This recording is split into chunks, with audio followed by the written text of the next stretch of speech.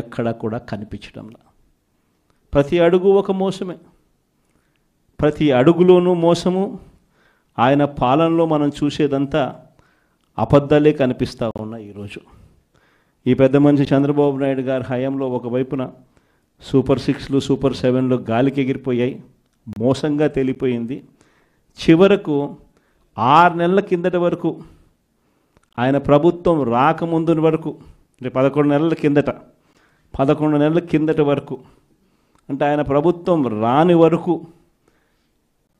వైఎస్ఆర్సీపీ ప్రభుత్వ హయాంలో, మీ జగన్ పాలనలో ప్రతి ఒక్కరికి కూడా ప్రతి నెల ఏదో ఒక బటన్ నొక్కేది, ఏదో ఒక రకంగా ప్రతి ఒక్కరికి ఇంట్లో మంచి జరిగే పరిస్థితి నుంచి, 4 ఏళ్ళు నోట్లేకపోయే పరిస్థితి నుంచి చంద్రబాబు నాయుడు వచ్చాడు.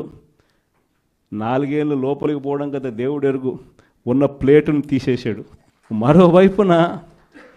మరోవైపున సూపర్ 6లు సూపర్ 7లు ఒక మోసంగా ఇవాళ ప్రజలకు అందరికీ కూడా కనపడతా ఉన్నాయి. ఇలాంటి పరిస్థితుల్లో ప్రజల్లోకి పోలేడు, కార్యకర్తలను పంపించలేడు, పంపించి ప్రజలకు ఫలాన్ని మంచి చేశాము అని చెప్పే పరిస్థితి లేదు. స్కూళ్ళు నాశనం అయిపోయాయి, ఇంగ్లీష్ మీడియం గాలికి ఎగిరిపోయింది, నాడు నేడు పనులు ఆగిపోయాయి. 3వ తరగతి నుంచి టోఫుల్ అనే ఒక పీరియడ్ పెట్టి మన పిల్లల్ని గొప్పగా చదివించాలి అని చెప్పి ఆరాటపడే ఆలోచనలన్నీ గాలికి ఎగిరిపోయాయి. టోఫుల్ క్లాసులు తీసేశారు.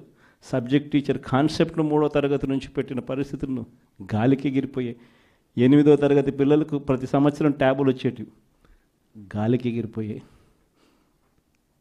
మరోవైపు వైద్యం చూస్తామని అంటే ఆరోగ్యశ్రీ బిల్లుల పరిస్థితి చూస్తే నెట్వర్క్ హాస్పిటల్స్కు ఈ 11 నెలల కాలంలో మామూలుగా ఆరోగ్యశ్రీకి నెలకు 300 కోట్లు ఖర్చు అవుతుంది. 11 నెలలకు ఈ పెద్ద మనిషి ఈ నెట్వర్క్ హాస్పిటల్స్కి పెట్టిన బకాయిలు ఎంతో తెలుసా? 3,500 కోట్లు. 3,500 కోట్లు నెట్వర్క్ హాస్పిటల్స్కు బకాయిలు పెట్టినాడు. అంటే ఆ 300 కోట్లు నెల ఇవ్వాల్సింది 11 నెలల్లో ₹1 ఇలా. చివరికి నెట్వర్క్ హాస్పిటల్ ఆరోగ్యశ్రీ పేషెంట్లకు వైద్యం చేయడానికి సుముఖంగా లేని పరిస్థితి ఈరోజు రాష్ట్రంలో కనిపిస్తూ ఉంది. 104, 108 అంబులెన్సుల గురించి నేను చెప్పాల్సిన పనుల, గవర్నమెంట్ హాస్పిటల్ గురించి అంతకన్నా చెప్పాల్సిన పనుల, ఇక వ్యవసాయం గురించి మీ అందరికీ తెలిసింది. ఒక్క పంటకు గిట్టుబాటు ధర లేదు. రైతు అనేవాడు దళారీలకు ఈరోజు పూర్తిగా అమ్ముడుపోయిన పరిస్థితిలో ఈరోజు రైతన్న వ్యవసాయం చేయాల్సిన పరిస్థితి. పెట్టుబడి సహాయం కింద అప్పుడేమన్నాడు, జగన్ 13,500 ఇస్తా ఉన్నాడు, అది కూడా పిఎం కిసాన్తో కలిపి మేము వచ్చినామనంటే పిఎం కిసాన్ కాక 20,000 ఇస్తామని చెప్పి నమ్మబలికినాడు. ఈయన వచ్చాడు, కనీసం ఆ జగన్ అన్న ఉన్నప్పుడు ఆ 13,500 అన్న వచ్చేది. ఇప్పుడు అది బాయ, ఆ ఇస్తానన్న ఈ 20,000 ఇది బాయ. మరోవైపున రైతులకు ఆర్బీకేలన్నీ నిర్వీర్యం, ఉచిత పంటల బీమా పూర్తిగా ఎత్తేసాడు. సీజన్ ముగిసేలోగానే ఇన్పుట్ సబ్సిడీ వచ్చేదాన్ని కూడా ఊడబెరికేశాడు. వెరసి చూస్తే రైతులకు పెట్టుబడికి డబ్బులు లేకపోగా కనీసం రైతు పండించిన పంటకు గిట్టుబాటు ధరలు కూడా లేని పరిస్థితిలో ఈరోజు రాష్ట్రం ప్రయాణం చేస్తూ ఉంది. మరోవైపున చూస్తే వాలంటీర్ వ్యవస్థ లేదు, ట్రాన్స్పరెన్సీ లేదు, పారదర్శకత లేదు, స్కీములు లేవు. ఉన్నదల్లా ఏమిటి అనంటే రెడ్ బుక్ రాజ్యాంగం నడుస్తూ ఉంది, విచ్చలవిడిగా కరప్షన్ జరుగుతూ ఉంది. మామూలు స్థాయిలో కాదు, విచ్చలవిడిగా కరప్షన్ జరుగుతూ ఉంది. పోలీసులు పూర్తిగా వీళ్ళ కాపలాదారులుగా వాడుకుంటూ ఉన్నారు, వీళ్ళ బంట్రొత్తులుగా పోలీసులను వాడుకుంటా ఉన్న పరిస్థితులు కనిపిస్తూ ఉన్నాయి. ఇలాంటి పరిస్థితుల మధ్య జరుగుతూ ఉన్నాయి రాష్ట్రంలో ఈ ఉప ఎన్నికలు జరిగాయి. నిజంగా కొన్ని ఉదాహరణలు చెప్తా. ఎంత దారుణమైన పరిస్థితిలో ఈ రాష్ట్రంలో ప్రజాస్వామ్యాన్ని వీళ్ళు నడిపిస్తూ ఉన్నారు అని అంటే, తిరుపతిలో మీ అందరికీ గుర్తుండే ఉంటుంది, 48 స్థానాలు మనం గెలిస్తే వాళ్ళు గెలిచింది 1 స్థానం.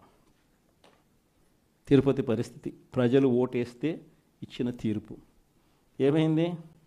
అక్కడ తిరుపతిలో మొన్న ఈ మధ్యకాలంలోనే ఎన్నిక జరిగింది డిప్యూటీ మేయర్ ఎలక్షన్లకు. ఏకంగా మన కార్పొరేటర్లు ప్రయాణం చేస్తూ ఉన్న బస్సును ఏకంగా పోలీసు వాళ్ళే అడ్డుకొని, పోలీసు వాళ్ళే దాన్ని బస్సును ఆపి, ఆ బస్సులో ఉన్న ఎమ్మెల్సీని, ఆ కార్పొరేటర్లను పోలీసుల ఆధ్వర్యంలోనే కిడ్నాప్. బస్సు నిజంగా సిగ్గుండాలి ఈ మాదిరిగా చేయడానికి. విశాఖపట్నంలో జరుగుతూ ఉంది. విశాఖపట్నంలో ఉన్న 98 స్థానాలకు 58 స్థానాల్లో 56 స్థానాల్లో వైసీపీ గెలుస్తుంది. ప్రజాస్వామ్యంగా మేయర్, వైసీపీ మేయర్. అలాంటి ప్రజాస్వామ్యబద్ధంగా గెలిచిన మేయర్ మీద అవిశ్వాస తీర్మానం. మన కార్పొరేటర్లందరినీ మనం క్యాంపులోకి తీసుకొని పోయి మనోళ్ళు పాపం జాగ్రత్తగా పెట్టుకునే ప్రయత్నం మనోళ్ళు చేశారు. క్యాంపులు లేకపోతే ఇళ్ళకు పోలీసులు వస్తున్నారు. వచ్చి భార్యలతో మీ మొగుళ్ళు ఏడుండారో మీరు చెప్పకపోతే మిమ్మల్ని స్టేషన్లోకి తీసుకొని పోతామని చెప్పి పోలీసులు విశాఖపట్నంలో 40వ వార్డు కార్పొరేటర్ ఇంటికి పోలీసులు పోయి భార్యతో మాట్లాడిన మాటలు నిజంగా అసలు ఏమన్నా బుద్ధి జ్ఞానం ఉన్నోళ్ళు ఎవరైనా చేస్తారా? పోలీసుల్ని మాదిరిగా వాడుకునే కార్యక్రమం.